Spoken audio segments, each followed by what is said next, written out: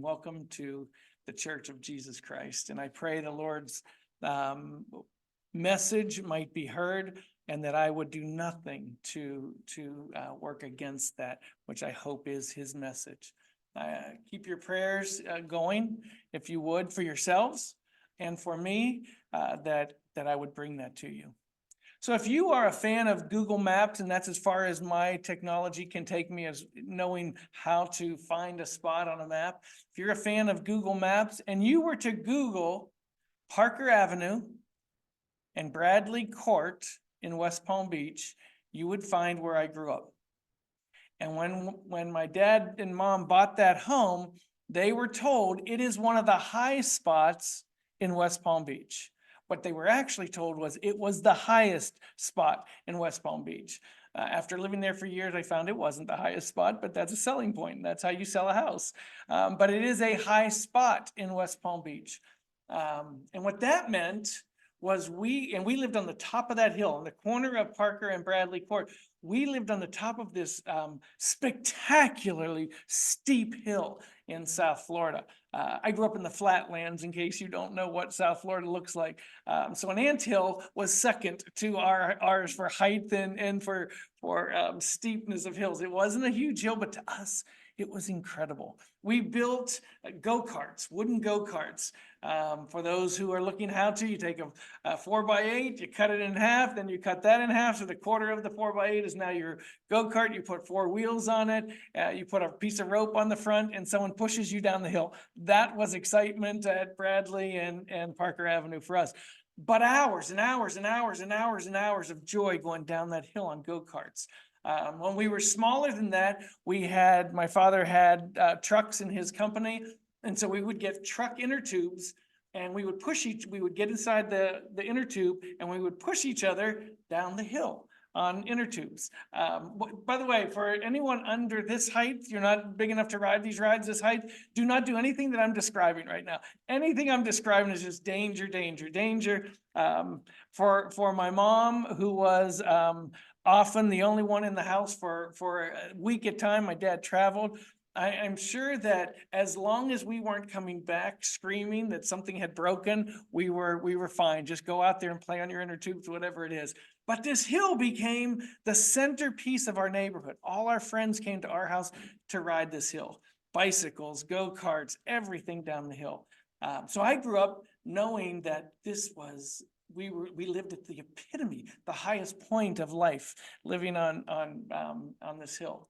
And then we went to Disney World one summer, and I found Central Florida had hills much bigger than ours. We'd ride the turnpike to get to Disney World. There were real hills, and all of a sudden ours looked small in comparison. One winter, we went up to North Carolina, and we snow skied for the first time. And I don't think we ever got off the Bunny Hill. Is that what it's called, Bunny Hill? I don't think we ever got off the Bunny Hill, but the Bunny Hill was a mountain. We had never seen anything as big as this Bunny Hill. It's huge. And then I started dating Candace in Western Pennsylvania and saw real mountains.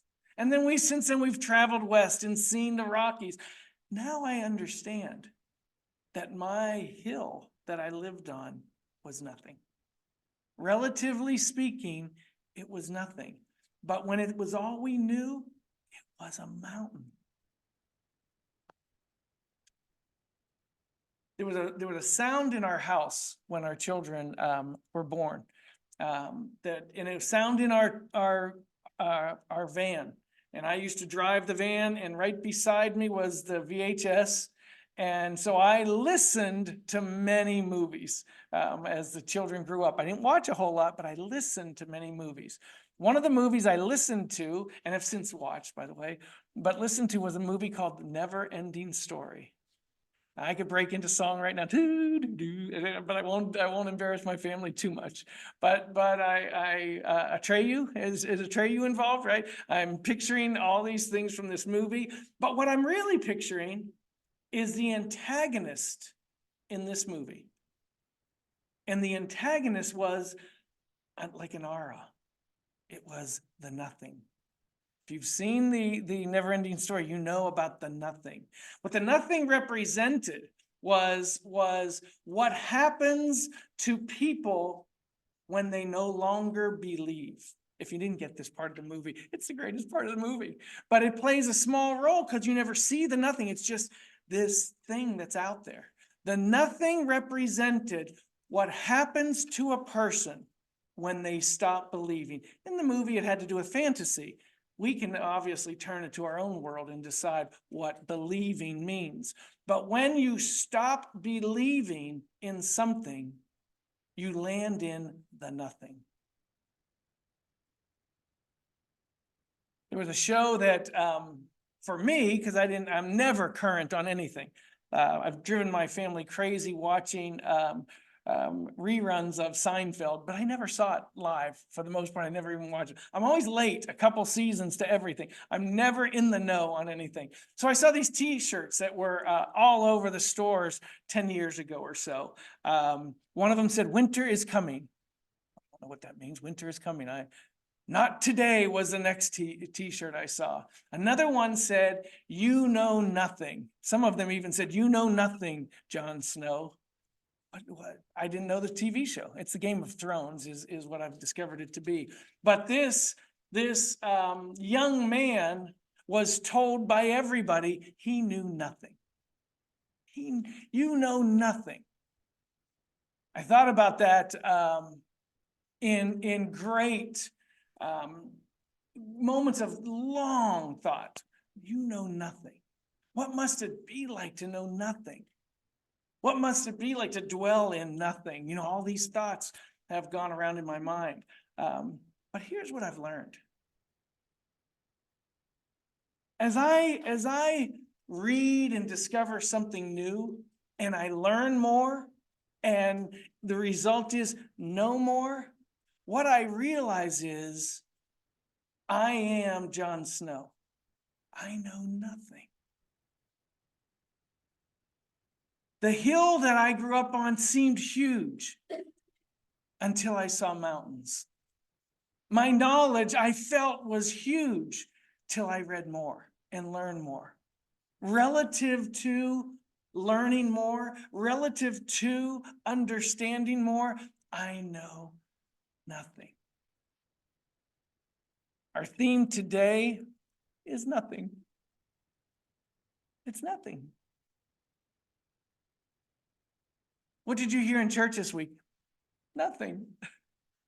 What did he tell you? What did he teach you in church on Sunday? Nothing. Our theme today is nothing. And remember what I said about the hill. Remember what I said about learning. Remember what I said about believing. It's all relative.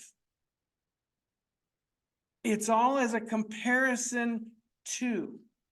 So that your nothingness is a comparison to.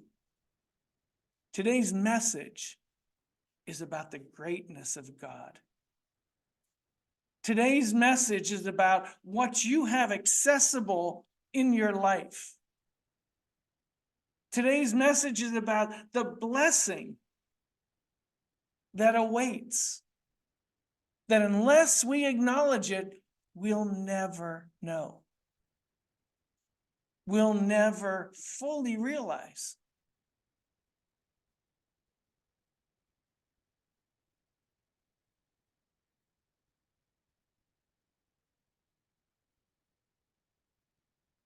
Remember when a great man in Oldham County passed away. We had him for too short, but we had him. And we were blessed because of the time we had with Brother Tim Capone. And when he passed away, he had served an elementary school that we were renting, I think at the time. Were we in it yet, Ken? Maybe not yet, huh? But he worked for Centerfield Elementary School. He was their go-to. What was his title? I don't know. Go-to. Everyone loved him. If they had a question, the lights don't work, I lost my book, what is life? He answered them all. He was the go-to for teachers, for students, for parents. I don't even know how long he was there. This is what I know. He had affected them all. They asked us to take the lead in a service at Centerfield for the celebration of this man's life. And so that we have a connection, as I told you earlier, Luca is connected this way. Grady is connected this way. Brother Tim is Sister Lisa's father. So that we know who I'm speaking of now. We had this celebration of life. And I don't know the number of people there. I just know that the bleachers were full. We were in that school many, many, many times, Candace and I as parents. I remember the DARE program had something with all the students and all the parents in the bleachers. And I thought, man, it doesn't get much fuller than this. That's how full it was for this service. That's how loved he was. And so we had a service. But what stands out to me was his son-in-law spoke that day. And I bring you no quotes, no direct quotes. I just bring you the flavor and the feel of what was said. And Brother Mike spoke about his father-in-law that day. And he talked about power. And he talked about, if I remember right, he talked about flying helicopters and the power that he felt, I'm certain, under his seat as he flew. I don't know that experience, but he talked about that power. I don't want you to think of helicopter. I want you to think of these monsters, the power of these machines that our brother, he piloted his entire career. And so when I hear him talk about that power, I'm envisioning what that must feel like. And his comment was, those were nothing. In comparison, and he looked into the crowd, he said, in comparison to this, that showed him the power of God, that showed him the power of love, that showed him the power of connecting with other people. That this man, this insignificant seeming man, carried and walked with him this power. Everything relative. Today our theme is nothing. In comparison to omniscient, in comparison to omnibenevolent is a word I learned this morning. Omnibenevolent loves all.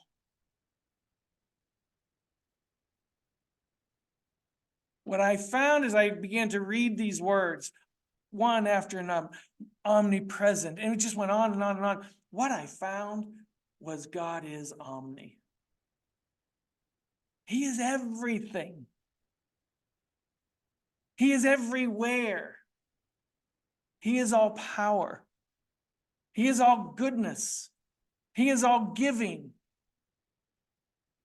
And sometimes I get in the way of his giving and his benevolence and his love and his mercy and his grace. And I bring a pronoun into our relationship, which is me. And I start with, but me, but I, but I've done. None of that should come into the conversation. Because the conversation begins and ends with him.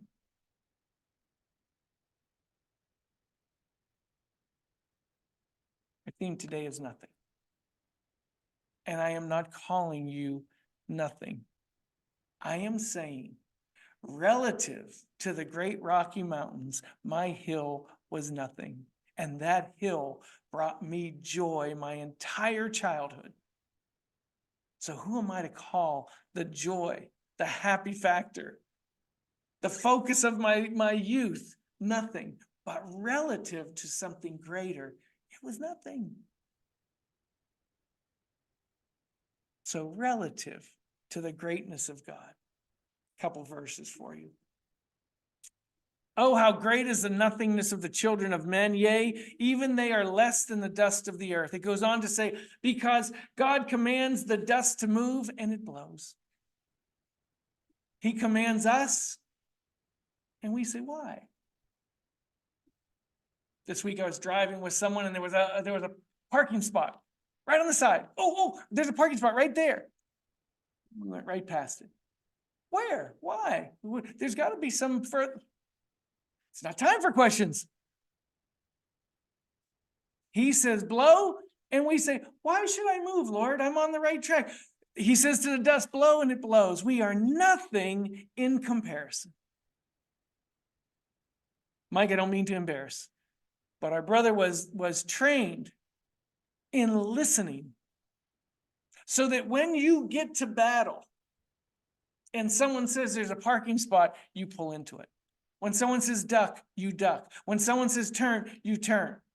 Me, ask me to do any of those, 20 questions begin. I'm not trained. I'm not compliant. I am nothing in comparison. You are the salt of the earth, the word says. But if the salt has lost its savor, wherewith shall it be salted? It is henceforth, asking forgiveness in advance, it is henceforth good for nothing, but to be cast out and trodden under the foot of man. If we lose our savor, if we lose what God has given us, if we lose the gifts that he presents to us, we are good for nothing. We're useless to him.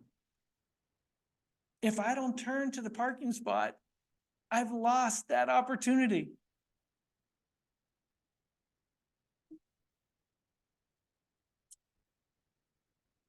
I am the vine, Jesus says later. You are the branches. He that abideth in me, and I in him, the same shall bring forth fruit. For without me, you can do, anyone know what I'm going to say? Nothing. Without me, you can do nothing. I am your resource. I confess to you that there are times when I have challenges before me. And because when the door of my kitchen cabinet came off or came loose, I grabbed a screwdriver, I grabbed some new Phillips head screws, I put them in and I fixed that door. I think I can fix things. So that when my life falls apart, my go-to is me. When you tell me to park here, my go-to is me. That can't be the best parking spot because I'm a great parker. 10 minutes later, we find a spot further out because I didn't listen. And I try to fix my life and I find myself further away from God because I didn't listen. I am nothing in comparison to his greatness. Why wouldn't I go to him every single time before I make more of a mess, before I get further from the spot? Why would I choose to land in nothing?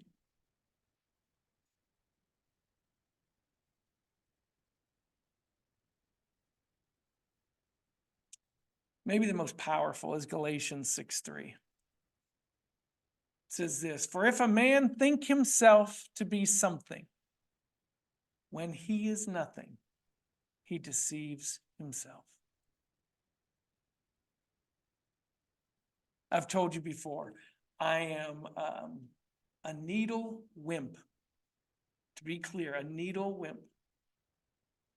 I'm just now brave enough to put my arm out when they draw blood. And by the way, May 2nd, I have to go to the hospital and they're going to draw blood from me. I'm already getting myself worked up and psyched into, I can do this. So I say that to tell you, I have no tattoos. I will die with no tattoos. Not because I don't think they're really cool looking, not because I don't think, ooh, man, that's a great one. Because I can't get a tattoo, I'm afraid. But if I got a tattoo, this would be one of them. For if a man think himself to be something when he is nothing, he deceives himself. I think myself to be something too often because I fix kitchen cabinet doors. Candace and I, and this is about me, not her, and this is not about me in a good way. to make sure that this is not holding myself up, but pushing myself down where I belong. Candace will say something to me, or will be in a discussion, euphemism for a heated discussion. We'll be in a discussion, and Candace will say, that's that voice. What? She said, you're doing that voice. That's that voice. And that voice is born in arrogance. That voice is born in pride. What she's telling me is I'm coming from a place that I think I'm right. No, excuse me. I'm coming from a place where I know I'm right. And I'm not.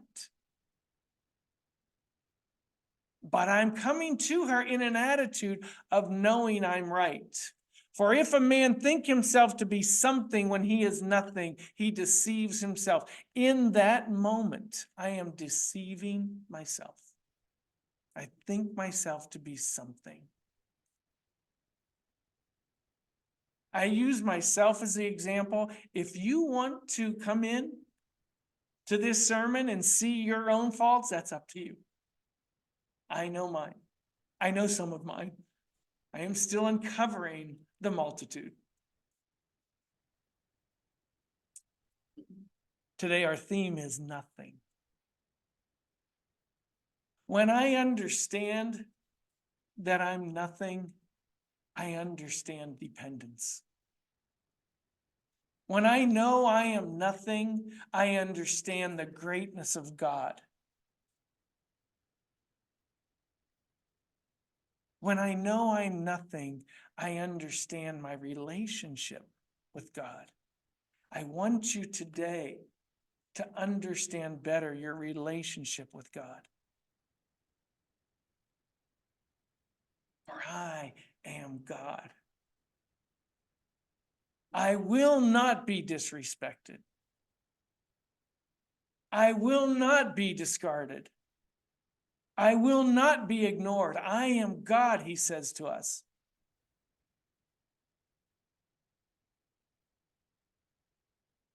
We have access to everything. And if we choose self, we choose nothing. Yeah, I can hang a kitchen door. If you have a kitchen door at your house, call me up. I'll hang it. And my resume ends probably right there. Everything else I give over to God. And trust me when I say this, I'll be praying about those kitchen doors, bringing God into putting those kitchen doors back on. Just recently, I put some drawers in our one of our kitchen cabinets. And it always happens this way. I just love this part of my relationship with God. Put the first one in, the heaviest one was a silverware. I put that in, and I didn't, just one night I worked on one drawer. Got this drawer in, redid the hardware, got it in. Oh, so smooth. And everyone who comes into our house and has opened that door knows you have to push your hip against it to close this drawer. I couldn't wait till someone needed a fork or a knife in our house. Wait till they what really happened is people were pulling it and it would jerk open because it was so smooth. I was so proud. I thought if I did that one, this cabinet has 4 drawers. I ordered more drawer hardware. Did that second one, did that third one. I couldn't wait for people to use those drawers. Did that fourth one, just the bread box is all the last one was. Lightest one, I could not get it to go. It was probably 1:30 in the morning one night. I could not get this thing right. On the kitchen floor, I found myself praying. Dear God, please help me with this. I've got this thing apart. I can't get it right. Opens and closes so smooth now. For a moment, I was caught up in me. For if a man thinks he's something when he is nothing, he deceives himself. 3 drawers deceived me. The 4th drawer called me to God. Don't wait for the 4th drawer in your life. Bring him into your life in that first drawer, whatever that is in your life. Bring him in immediately. He waits to hear. Oh, I don't want to bother him on this little thing. You ever have that thought? Oh, my issues are really small. I don't want to bring them in. What parent doesn't want that call? What parent doesn't want that call from any of their kids? Dad, listen, I have this problem. I get taller when I get that call. My little chest sticks out a little more. Oh, they need me. God waits for us to call on him. Bring me into your situations. There's nothing too small for God. We have access to everything, or we have access to nothing. Which one do you choose? I am nothing in comparison to God. He is everything in comparison to everything. I introduced this message to you, not to take you down, but to take him up, so that we understand and acknowledge and embrace and utilize the greatness of God. Our theme today is nothing, which introduces the inverse, which is everything. And God is everything. May the Lord bless each one of you.